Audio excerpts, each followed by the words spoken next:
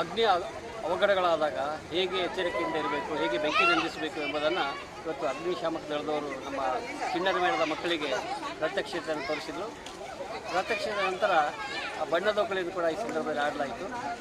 ಮುಖ್ಯವಾಗಿ ಈ ಬೆಂಕಿ ಅವಘಡ ಸಂಭವಿಸಿದಾಗ ಭಯಭೀತರಾಗದೆ ಅದರ ಜಾಣತನದಿಂದ ಎದುರಿಸಿದರೆ ಆಕಸ್ಮಿಕಗಳನ್ನು ನಾವು ಎದುರಿಸಬಹುದು.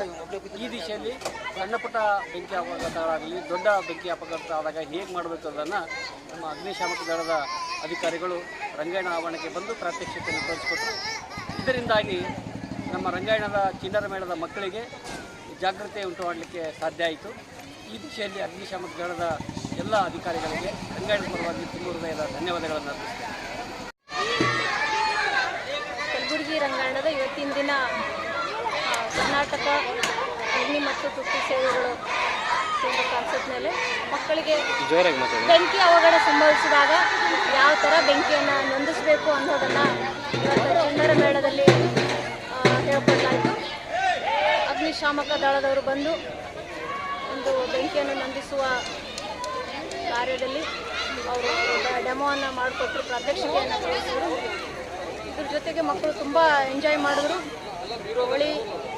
ಹೋಳಿಯನ್ನು ಆಟ ಆಡಿ ನೀರಿನಲ್ಲಿ ಆಟವನ್ನು ಆಡಿ ತುಂಬ ಎಂಜಾಯ್ ಮಾಡಿದ್ರು. ವಿಶೇಷವಾಗಿ ಅವರಿಗೆ ಬೆಂಕಿ ಸಂಭವಿಸಿದಾಗ ಏನು ಮಾಡಬೇಕು ಅನ್ನೋದು ಅದರ ಜಾಗೃತಿಯನ್ನು ವಹಿಸಿದಂಥ ಅಗ್ನಿಶಾಮಕ ದಳದವರಿಗೆ ರಂಗಾಯಣವನ್ನು ಅತ್ಯಂತ ಧನ್ಯವಾದಗಳನ್ನು ಹೇಳಕ್ಕೆ. ನನ್ನ ಹೆಸರು ಅಂಕುಶ್ ಸರ್ಜನ್, ಅಗ್ನಿಶಾಮಕ ಠಾಣಾಧಿಕಾರಿ ಕಲಬುರಗಿ. ಈ ಬೆಂಕಿ ಎಂದರೆ ಇದು ಒಂದು ಯಾವ ಸಂದರ್ಭದಲ್ಲಿ ನಾವು ಹೇಗೆ ಬಳಸಬೇಕು ಮತ್ತು ಮುಂಜಾಗ್ರತೆ ಕ್ರಮ ತೆಗೆದುಕೊಂಡು ನಾವು ಹೇಗೆ ನಡೆಯಬೇಕು ಅದು ಮುಖ್ಯವಾಗಿದೆ. ಏಕೆಂದರೆ ಒಂದು ಸಣ್ಣ ಪ್ರಮಾಣದ ಬೆಂಕಿ ಆಗಲಿ ಮತ್ತು ಒಂದು ದೊಡ್ಡ ಪ್ರಮಾಣದ ಬೆಂಕಿ ಆಗಲಿ, ಒಂದು ಸಣ್ಣ ಪ್ರಮಾಣದ ಬೆಂಕಿ ಆಗುವುದರಿಂದ ಒಂದು ದೊಡ್ಡ ಪ್ರಮಾಣದ ಬೆಂಕಿ ಆಗಲು ಸಾಧ್ಯವಾಗುತ್ತೆ. ಏಕೆಂದರೆ ಒಂದು ಸಣ್ಣ ಪ್ರಮಾಣದ ಬೆಂಕಿಯನ್ನು ನಾವು ತಡೆಗಟ್ಟಿದರೆ ಒಂದು ದೊಡ್ಡ ಪ್ರಮಾಣದ ಬೆಂಕಿಯನ್ನು ನಾವು ತಡೆಯಬಹುದು. ಏಕೆಂದರೆ ಇಲ್ಲಿ ಇಂದಿನ ದಿನಮಾನಗಳಲ್ಲಿ ನಾನಾ ಥರದ ಬೆಂಕಿ ಆಗ್ತಾ ಇದೆ. ಇದು ಎಲ್ಲ ಸಾರ್ವಜನಿಕರಿಗೆ ಆಗಲಿ ಮತ್ತು ಮಕ್ಕಳೇ ಆಗಲಿ ಮತ್ತು ಯಾರಿಗೇ ಆಗಲಿ ಇದು ಒಂದು ಮುಂಜಾಗ್ರತಾ ಕ್ರಮ ಸಲುವಾಗಿ ನಾವೇನು ಮಾಡ್ತೀವಿ ಅಂತಂದರೆ ಇಲ್ಲಿ ಪ್ರತಿಯೊಂದು ಶಾಲೆಯಲ್ಲಾಗಲಿ ಮತ್ತು ನಾಟಕ ನೃತ್ಯ ನಡೆಯುವಂಥ ಒಂದು ಸ್ಥಳದಲ್ಲಿ ಈ ಮುಂಜಾಗ್ರತೆ ಕ್ರಮ ತೆಗೆದುಕೊಂಡು ಈ ಬೆಂಕಿಯನ್ನು ಉಪಯೋಗಿಸುವಂತ ನಾನು ಹೇಳಲು ಇಷ್ಟಪಡ್ತೇನೆ.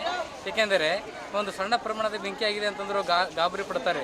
ಗಾಬರಿ ಪಡೆಯುವಂತಹ ಯಾವುದೇ ಒಂದು ಅಗತ್ಯವಿಲ್ಲ. ಏಕೆಂದರೆ ಅದ್ರ ಬಗ್ಗೆ ನಾವು ಬೆಂಕಿ ಹೇಗೆ ಆರಿಸಬೇಕೆಂಬುದನ್ನು ಅವರಿಗೆ ತಿಳಿಬೇಕಾಗಿದೆ. ಅದರಿಂದ ಏನಾಗುತ್ತೆ ಅಂತಂದರೆ ಅವರಿಗೆ ಧೈರ್ಯ ಬಂದು ಆ ಬೆಂಕಿಯನ್ನು ಆರಿಸಲು ಒಂದು ದಾರಿ ಸಿಗುತ್ತೆ. ಇಲ್ಲ ಅಂತಂದರೆ ಕಷ್ಟಕರ.